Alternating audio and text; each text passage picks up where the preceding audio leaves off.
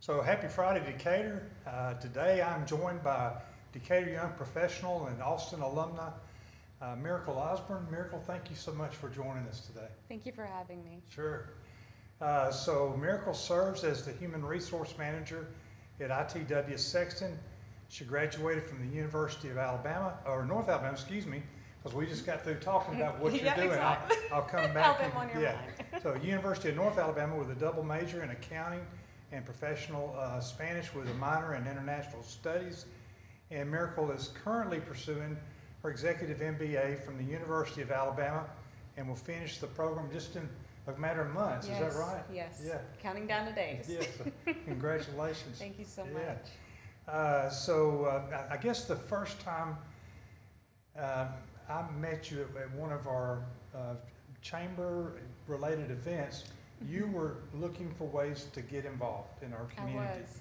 And I say that I believe that you have succeeded in doing that, so, because you're known for your civic engagement and positive can-do spirit.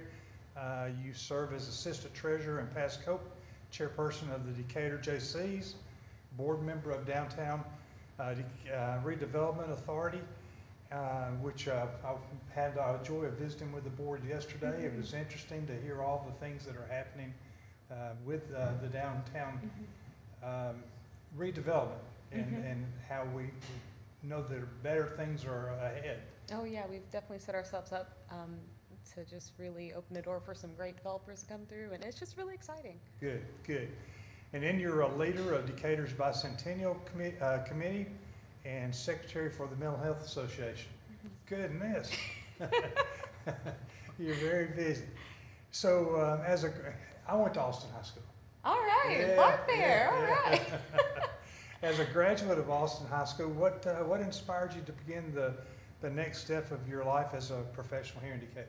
Wow. Well, I will say I had a great experience at Austin. At the time, we had the International Baccalaureate program, and I just had super supportive teachers, and so, went off to school. And I'll be honest, I did not plan on coming back to Decatur. It was not on my list. My mom was having another back surgery, and I decided, well, I'll come and, take on some of the financial responsibility, and I'll just get a job. And before that, I was actually living in Cuba temporarily for study abroad, and you only have access to 11% of the internet there. So applying for a job was like impossible. So I was like, okay, I'm gonna get home, kind of figure things out. And I ended up getting a pretty decent job and quickly found out that, oh, Decatur is not how I left it. It is a very different place. And so I was just excited about all the things that were happening and met some really great people, other young professionals. And I was like, I think I'm gonna stick around a little bit. Well, we're glad that you did. Me too. Was Dr. Nichols, was he at Austin whenever you were there? He was not there at the time. I think he came afterwards. He was a superintendent. Yes. Yeah. Okay. All right. Well, very good. Well, now, as just mentioned, you serve on a host of boards and service organizations. What drew you to those groups? I would probably have to say the people. I realized very quickly that there are a lot of passionate people here who care about this town, who care about helping others.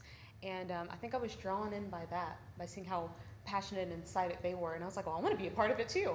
And so I think that's what really drew me in. Okay, so what would you say to others that you could tell other young professionals the value of getting involved in these organizations like you are with DDRA? Yeah, I think getting involved, it really helps you understand the issues we have, but also the ways that you can become a part of the solution. I think a lot of people want to just kind of complain about this or that, but they don't want to do anything about it. And that bothers me. That, my thing is, don't you want to understand a process? Don't you want to understand? And it really makes you feel like more part of the community. I feel like now, I'm proud of Decatur. I'm proud to be a part of, processes and a part of different organizations, and to say, you know what, that's not right, but I get to be a part of making it better. And I want others to feel that too, Good, thank you. Glad to, and really, from the serving as mayor, you have a vocal minority, and those that want to, but it's about 2%. The majority of folks, man, they're all in, Yeah. and encouraging and such, and so, and investing, and we're so thankful. Mm-hmm. And we do need to listen, of We course, to those that have concerns, Mm-hmm. but hopefully they're working with us in trying to improve our city, as you've mentioned. Yeah. So what's your favorite thing about living in Decatur? My favorite thing about living in Decatur, I feel like it keeps coming back to the people. I've got some really great communities here that I'm involved with. Whether I'm getting to run with the River City Runners or have some dance friends that will come in before COVID. But I think the thing I like the most is when I get to talk about Decatur or bring people to Decatur, because a lot of people have in their mind like, oh, this is what Decatur's like. I don't want to go there. And then they come and they're like, oh, this is actually pretty nice. Like, you got a really nice downtown and there are places to eat and, they're surprised. So I kind of I think that aspect of it is bringing people here and watching them say, oh, I like Decatur. I can't remember if I've told this story on this show or not, but we have a new neighbor and had the privilege of getting to meet him it was a month and a half ago. Mm-hmm. And so anyway, we get to meet. Last name's Warren, and where did you come from? And so he came from D.C., the Maryland side. And I said, what brought you here? And I work for the FBI. And anyway, he said, let me tell you, I did not want to come to Alabama. And he's African American, in his 50s, Mm-hmm. fit. And so he said, let me tell you again, I did not want to come to Alabama. And I said, man, I get it. He said, I understand it. He said, this is unreal, just how hospitable this community is. And we just are just amazed at how things are versus how we perceive things to be. Oh yeah, absolutely. I have friends all over the world and all over the country, and it's like if I can just get them here to see, it's not what you think it is. Right. And then I had the opportunity to be a part of the Alabama Leadership Initiative, and getting to work with all these leaders across the state and to see this is our future, it was so exciting. It made me feel okay, we're in good hands. Yeah. Now he also talked about the fact he said, man, I never dreamed that I would own a house like this. Yeah. And he talked about his commute, how it's so much easier as opposed to being in D.C. And then he mentioned something about a paycheck. And he said, my earnings are the same today as they were 2 months ago. And trust me, I can do a lot more with my check than I could. It makes a difference. Yeah, whenever I was in D.C.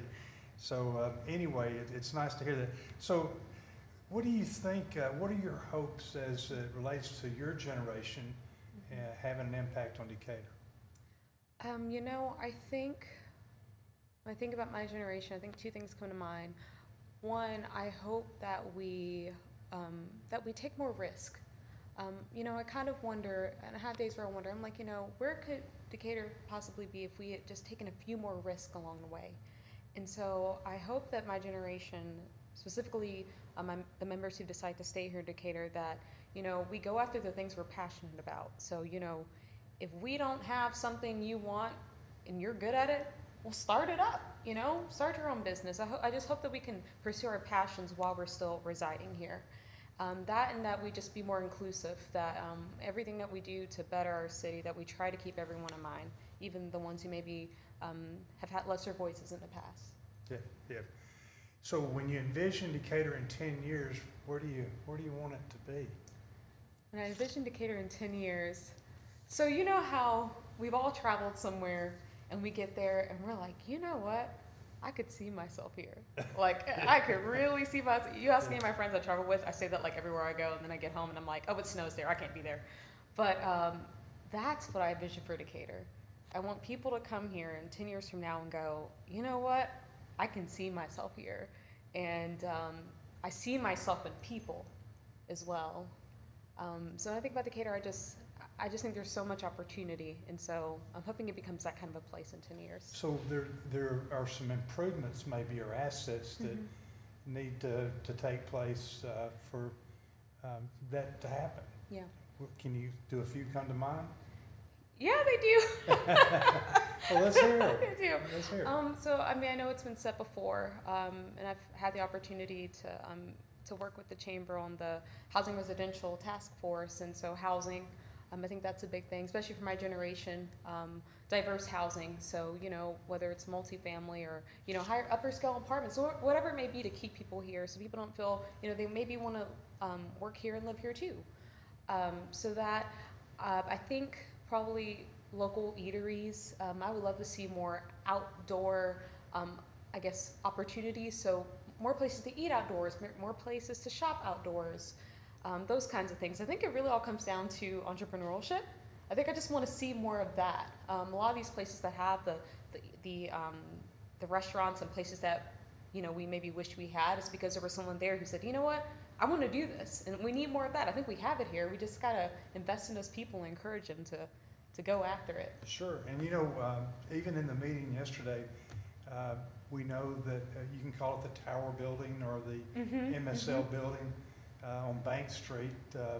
That someone purchased it, and they plan on putting living space in there, as well as I believe a restaurant, a retail on the bottom. We have some new residents that will 18 that are looking to go in on Canal Street. Yeah. But we have 450 new sites that are being prepared for building homes. We're excited about that. That's the first time in over 25 years. Yeah, that's a big deal. Since we've seen. And so thank you for the role that the residential initiative has had on that, and our chamber. Our chamber is a wonderful partner. We certainly appreciate them. Absolutely. I'm going to kind of step aside here just a minute and go more to workforce. So you're an HR director. A transition. It'll be almost a year in March.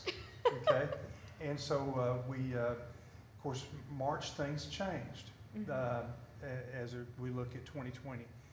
COVID came in, but prior to that, we had like 2.6% unemployment.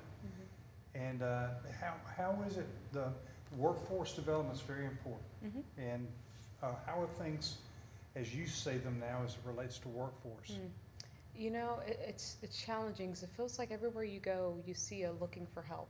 And it kind of makes you wonder, like, where are these people? Like, where is everyone? And I can tell you, even with my company, I think people, that's kind of been a big problem for us, is finding people and then finding the right people. So, with that in mind, it just kind of, I think, reiterates the fact that we need to make sure that we're creating an environment that brings people in. When people come to this area, you got all kinds of options, but we need to bring them here because we've got the jobs. I don't know if people realize it, but we have the jobs, and we have some good paying jobs. We just need to have the amenities here for people to come. Right. So, yeah. So we have that, and then we have excellent training facilities to help those that there's some that this year that will graduate high school that are intended to go to college, and there's some that aren't. And so now with, I guess, advanced manufacturing, where you're able to go and receive training for 3 or 2 days a week, and then you work the other time, and this ends up getting your education covered. We have, of course, the Robotics Technology Park, where any Alabama business can go and their employees can receive training there at no cost.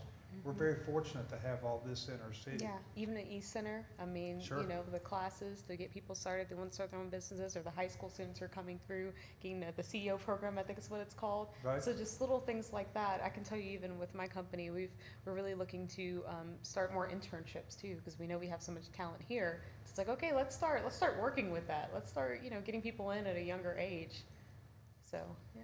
Well, we were fortunate. We've done internships here, and we ended up having a planner intern who became a full-time employee working in our planning department, so we're thankful for that.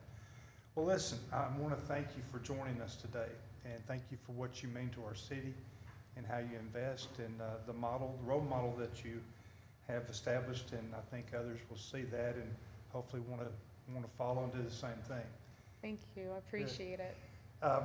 Just remember that you can sign up for our newsletter by texting Decatur to 42828. That's Decatur to 42828. Now, our next edition comes out Friday, March the 5th, and our next municipal update will be next Friday at 3 p.m. And we'll see you then. Thank you, Thank Miracle. you. Thank you so Yeah. much for having me.